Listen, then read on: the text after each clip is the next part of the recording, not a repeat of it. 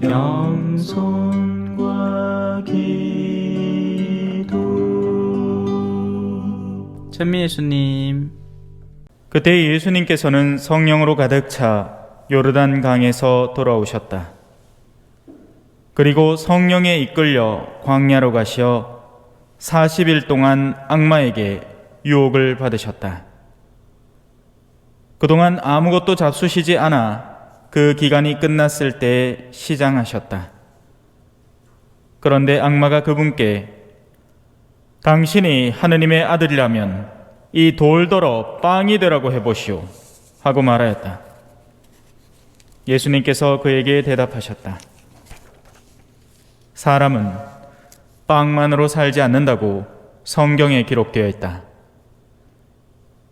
그러자 악마는 예수님을 높은 곳으로 데리고 가서 한순간에 세계의 모든 나라를 보여주며 그분께 말하였다. 내가 저 나라들의 모든 권세와 영광을 당신에게 주겠소. 내가 받은 것이니 내가 원하는 이에게 주는 것이오. 당신이 내 앞에 경배하면 모두 당신 차지가 될 것이오. 예수님께서 그에게 대답하셨다. 성경에 기록되어 있다. 주 너의 하느님께 경배하고 그분만을 섬겨라. 그러자 악마는 예수님을 예루살렘으로 데리고 가서 성전 꼭대기에 세운 다음 그분께 말하였다. 당신이 하느님의 아들이라면 여기에서 밑으로 몸을 던져보시오. 성경에 이렇게 기록되어 있지 않소? 그분께서는 너를 위해 당신 천사들에게 너를 보호하라고 명령하시리라. 행여 내 발이 돌에 차일세라 그들이 손으로 너를 받쳐주리라. 예수님께서는 그에게 주 너의 하느님을 시험하지 마라 하신 말씀이 성경에 있다 하고 대답하셨다. 악마는 모든 유혹을 끝내고 다음 기회를 노리며 그분에게서 물러갔다. 주님의 말씀입니다.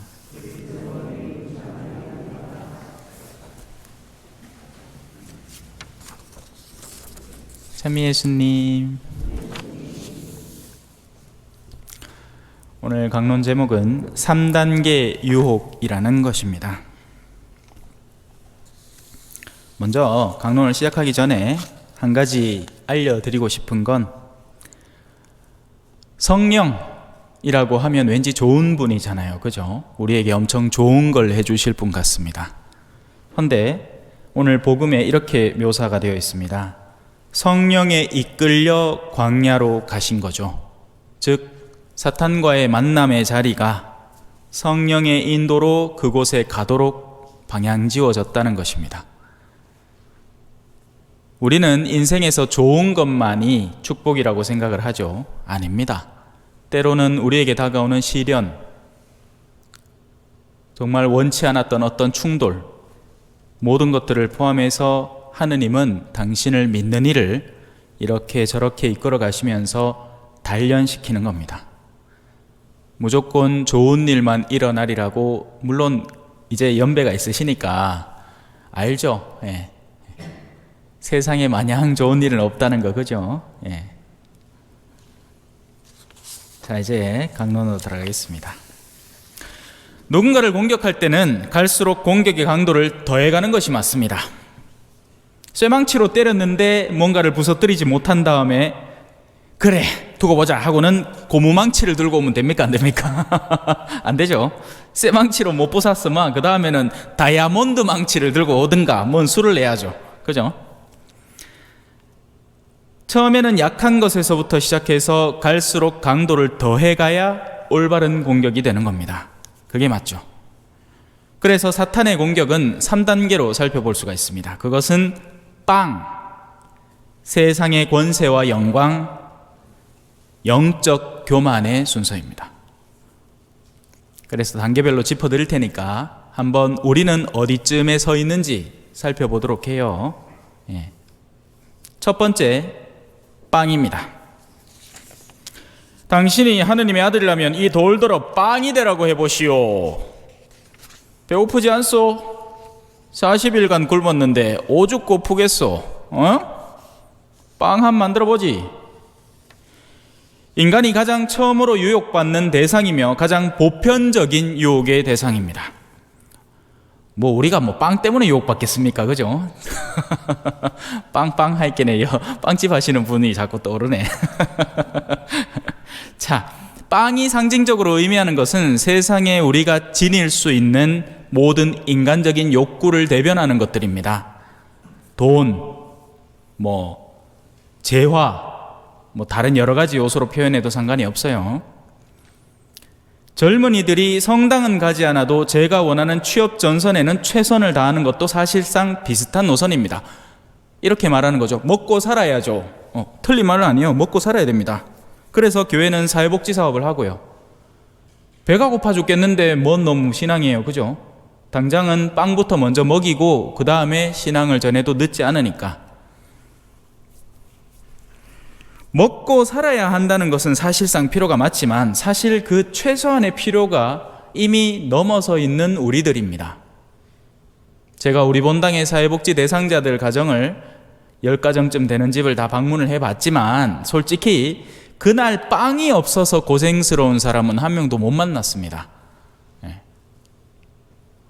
이제 뭔가 좀 더 필요가 있는데 더 나은 삶에 대한 욕구가 있는데 그것에 대해서 좀 부족해서 그렇지 일단은 먹는 것, 입는 것, 자는 것에는 다 웬만큼은 다 갖추어져 있어요. 하지만 이런 먹고 삶에 대한 욕구를 우상시하기 시작하면 최소한의 필요를 넘어선 인간적인 다른 각종 욕구들, 성공하고 싶다는 욕구, 세상 안에서 뭔가 한몫 잡고 싶다는 욕구, 벌써 참외 한 몇 동 하는데 몇 동도 늘려하고 싶다는 욕구, 집 한 채 있는데 딴 채를 투자하는 데 쓰고 싶어서 한 채 더 갖고 싶다는 욕구, 이미 자기가 존엄하게 살 재산과 자기의 엄연한 직업이 있어서 생계를 잘 꾸려나갈 수 있음에도 부모가 뭔가를 갑자기 턱 남겨놓으니까 형제간에 미친 듯이 달려들어가고 머리끄댕이 짓긋고 이건 내 끼야 하고 싸우는 그런 모든 모습들이 사실상 빵의 유혹이 되는 것이죠. 걸려 넘어지는 겁니다.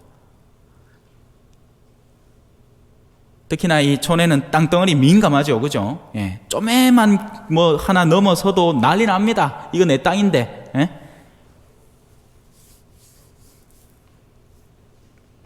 그래서 빵을 위해서 하느님의 부르심을 거부하는 것은 가장 흔하고 보편적으로 저변에 깔려 있는 일이고, 심지어 신앙인들 가운데에서도 아직 많은 상당수가 이 가장 기초적인 유혹을 못 벗어난 나머지 진보하지 못하고 있는 경우가 굉장히 많습니다. 일단은 먹고 살아야지 하면서 예를 들어서 자녀들이 서울에 가서 취업전선에 뛰어들어, 아니면 대학에 가. 그러면 엄마 나 요즘 학교 다닌다고 성당 못 가. 거짓말입니다. 왜? 친구들은 얼마든지 만나고 지 하고 싶은 일은 다 하는데 성당 갈 시간이 없다는 거지. 우선순위에서 성당이 밀렸을 뿐 성당을 못 가는 건 아닌 거예요. 헌데 또 우리 부모님들은 그자 아이고 그 고급진 대학에 그래 값비싼 돈을 주고 갔는데 그 돈값 제대로 해야지, 그래 성당은 낸자 가라 하고 말아봅니다. 그러는 동안 자녀들의 마음은 점점 더 식어가죠. 용암처럼. 그리고 나서 나중에 신앙으로 되돌리키려고 아무리 노력을 해봐야 돌아오지도 않습니다. 늦은 거죠.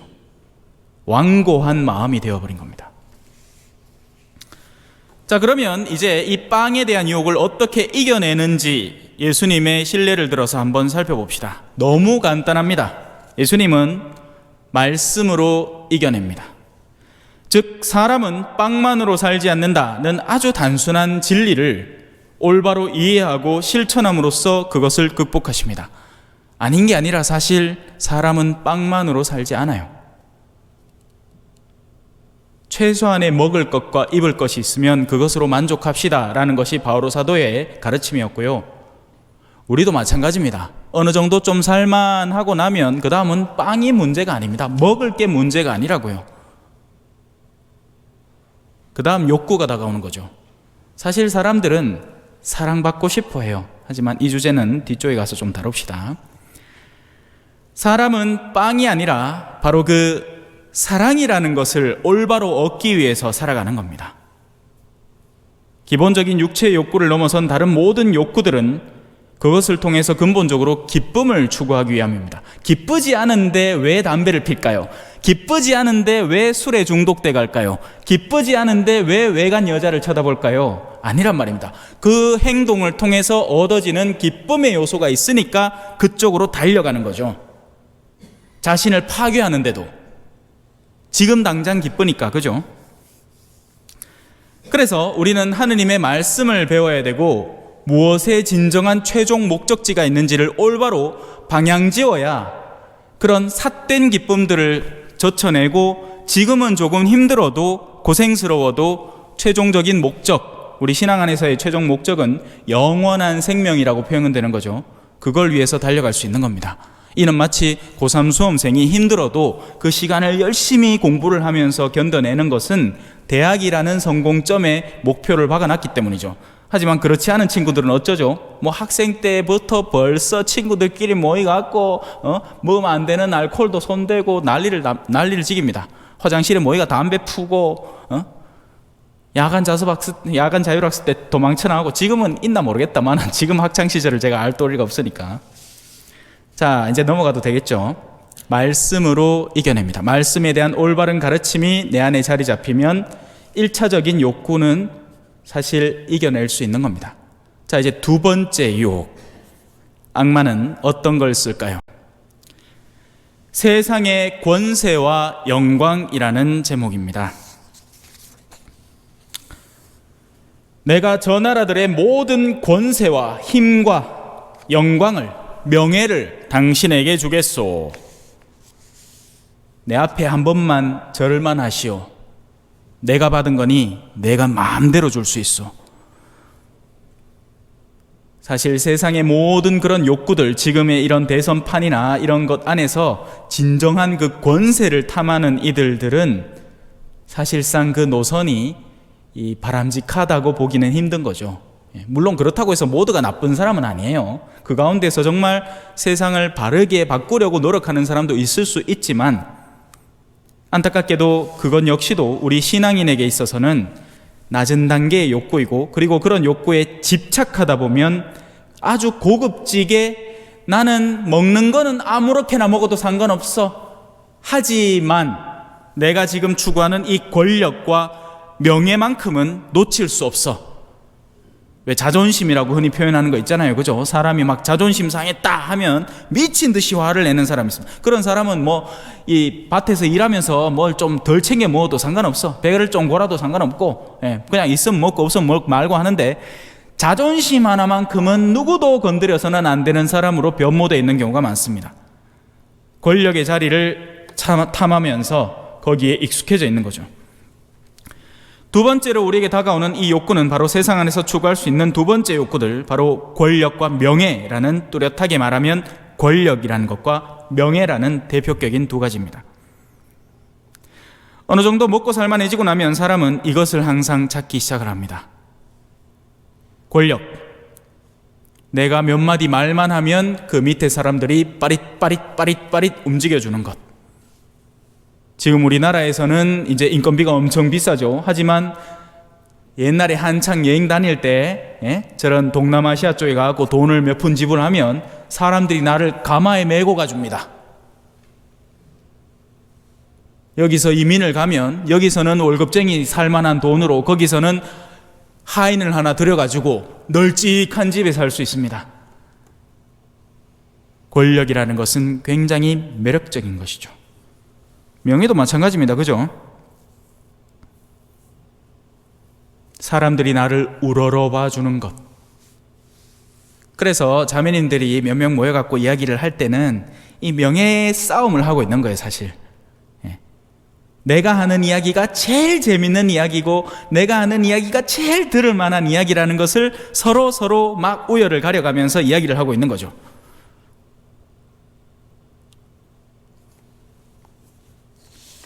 다른 이가 나를 그렇게 드높여 바라보는 그런 마음, 그리고 그런 그들을 쥐고 흔들고 싶은 욕구, 이것이 너무나 자연스럽게 생겨나는 것입니다.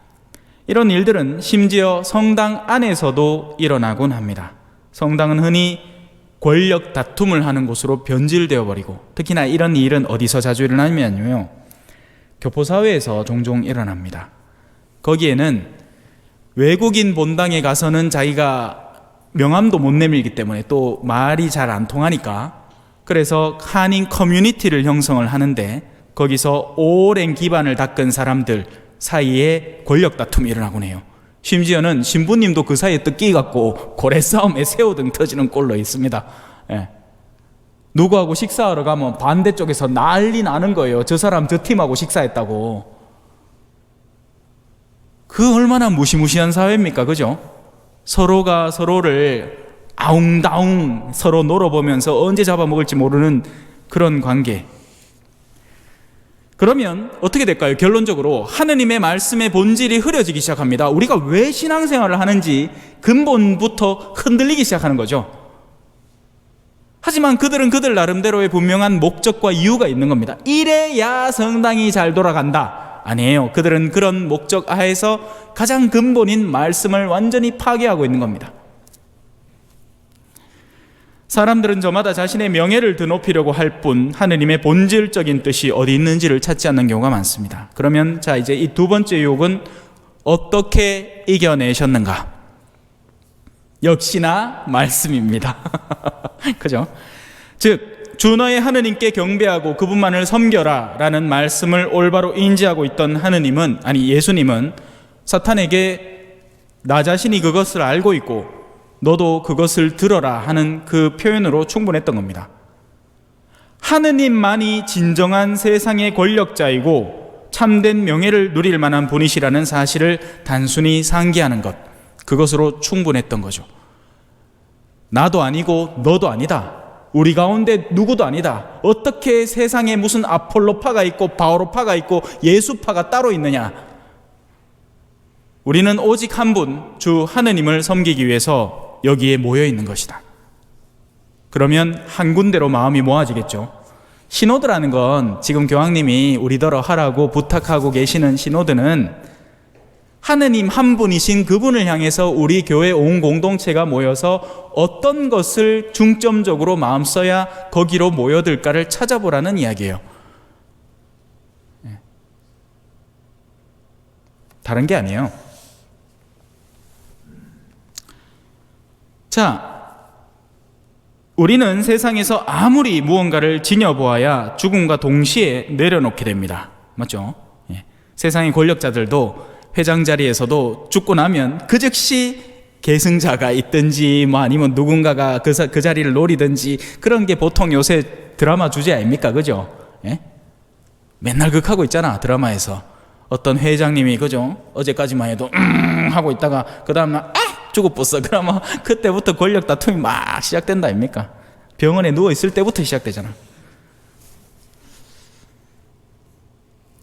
진정한 권력과 명예는 오직 하느님의 몫입니다. 그분만이 참된 권력과 명예를 지니고 계시고, 그래서 그분께 헌신하는 이들, 심지어는 세상에서 인정받지 못하고 아무도 알아주지 않더라도 오직 한 분 하느님께 올바로 우리의 모든 혼신의 힘을 다하는 이만이 훗날 그분의 영광을 나누어 받을 수 있게 되는 거죠. 그게 진짜 영광이고요. 왜냐하면 하느님의 빛은 바래지 않으니까. 세상의 모든 것들은 다 색이 바래지 않습니까? 여기 그림을 그려놨지만 암만 좋은 페인트를 써도 나중에 시간 지나면요 들뜹니다. 예. 외국의 수많은 명화들, 유화로 그린 그림들을 보시라고요. 빛을 바래죠. 자, 이제 3단계로 들어가 볼까요? 영적 교만입니다. 야, 요거는 굉장히 미묘하면서도 민감한 주제입니다. 예.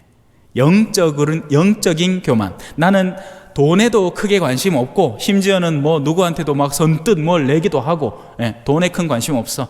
나는 세속적인 명예와 권력에도 큰 관심 없어요. 그들의 노름은 그들의 노름이에요. 그런데 영적인 교만은 무엇을 다루는 걸까요? 두 번이나 연거푸 어퍼컷을 얻어맞은 사탄은 이제 역으로 예수님께서 항상 말씀으로 공격을 하니까 지도 말씀을 떨렁 들고 나옵니다. 즉 하느님의 말씀의 힘에 근거한 욕구를 불러일으키는 겁니다. 이게 아주 미묘한 겁니다. 특히나 성당분들이 자주 걸려 넘어지는 일이기도 해요. 왜 카톡으로 뭐 이상한 거 막 주고받는 사람들이 있지요. 예? 지금 어느 성모님의 메시지입니다. 에? 여러분들은 열심히 기도해야 되고 이 메시지를 다음에 3명에게 빨리 돌리세요. 이거 옛날로 치면 행운의 편지하고 똑같은 거예요. 행운의 편지지 뭐, 그죠? 이 편지는 영국 어디에서 요크셔에서 시작되었으며 7명에게 빨리 이 편지를 보내야지 당신은 행운이 유지될 것입니다. 이거 똑같은 거야. 하느님의 말씀, 그것에 근거한 영적인 교만. 그래서 이 마지막 영역을 특별히 영적 교만이라고 이름 지은 겁니다.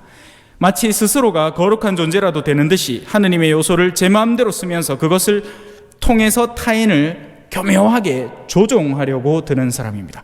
내가 마치 영적 효험이 있다는 듯이, 영통하다는 듯이, 뭐라고 하죠? 영험하다고 표현하죠. 이 자매님들 중에 특히나 성령 기도하는 분들 가운데 다른 사람을 조종하기 위해서 자기한테 치유의 은사가 있다는 식으로 해서 그 사람을 막 이렇게 갖고 노는 경우가 있습니다. 그러면 원래 기가 약한 사람들이 그런 말 들으면 혹시나 저주받을까봐 혹은 또 그런 기 잘 받아갖고 내가 잘 되면 좋으니까 그거 막 따라다닙니다. 결국 하느님에게 나아가려는 이가 아니라 자기 자신에게 사로잡혀 있는 사람입니다. 사탄은 성경의 말씀으로 사람의 아들이 자신의 명령을 따르도록 시도를 하죠. 물론 시도를 할 뿐 통하지는 않죠. 그리고 그런 일이 마치 하느님께서 원하시는 일이라도 되는 양 그 근거점으로 성경을 갖다 대는 겁니다. 성경에 적혀 있지 않느냐? 성경에 피 먹지 말라 했잖아. 그러니까 우리 여호와의 증인은 수요일 안 받는 거야. 성경에 안식일은 토요일이라 했는데 와, 천주교 신자들은 오늘 토요일에 마침 잘 오셨네요. 왜 토요일 안 지키고 주일날 성당 오지? 이러면 우리는 할 말이 없는 겁니다. 왜? 우리는 영적인 지혜가 부족하니까요.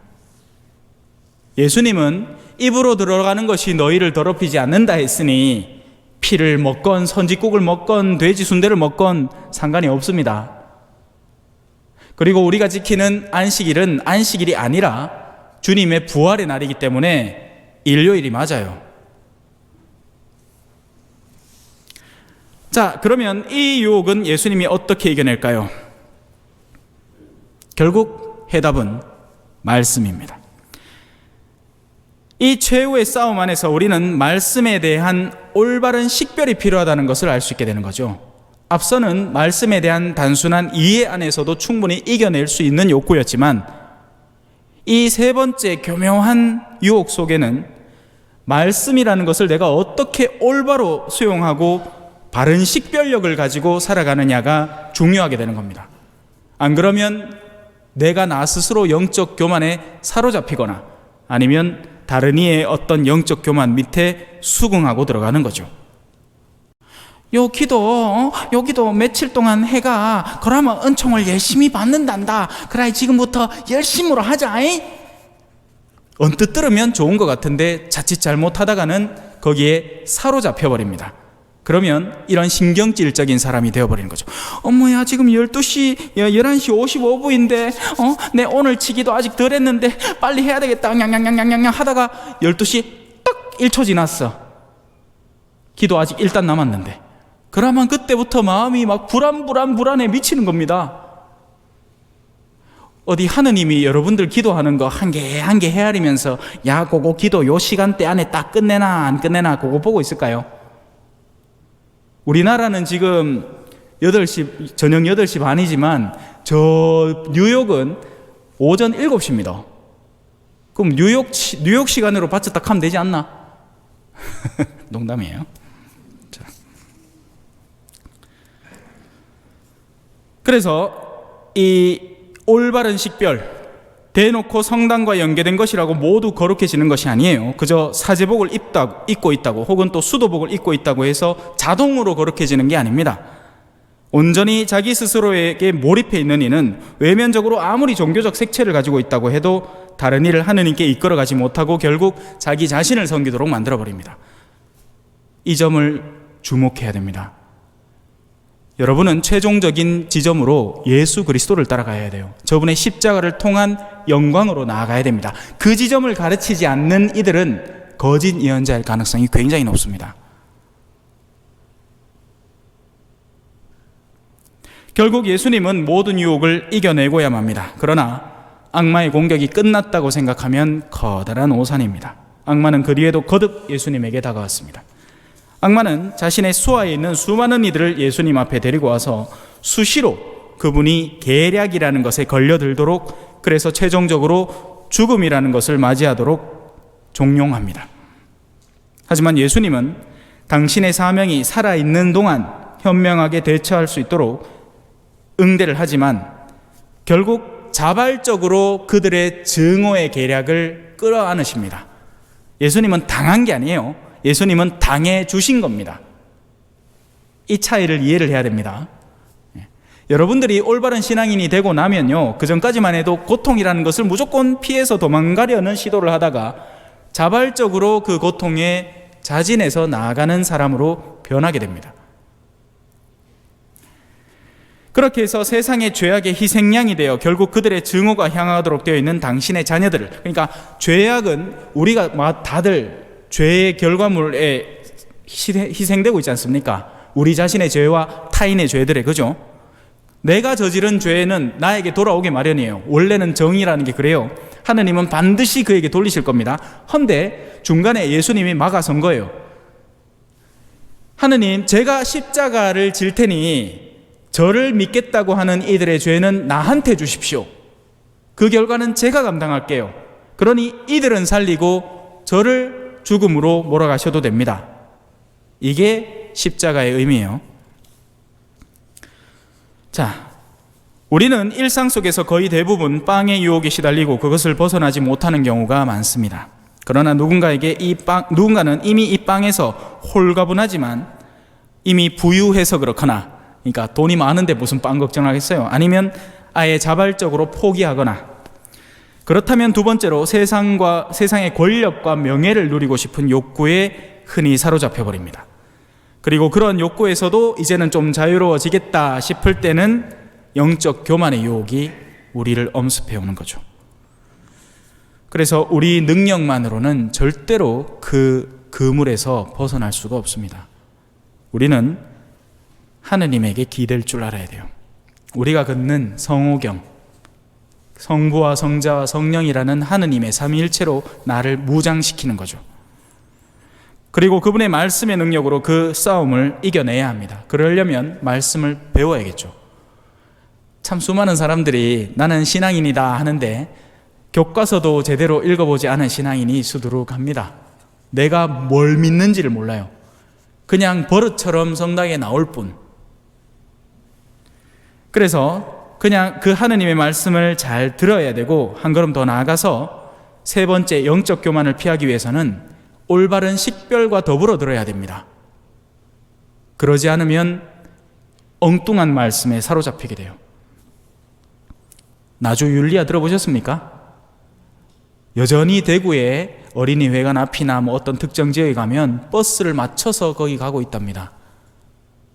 그러면서 거기 갔다 와가는, 지금은 이제 자동 파문의 제재에 해당하니까 돌아와서는 교묘하게 자기가 거기 간다는 거 숨기고 활동을 한대요.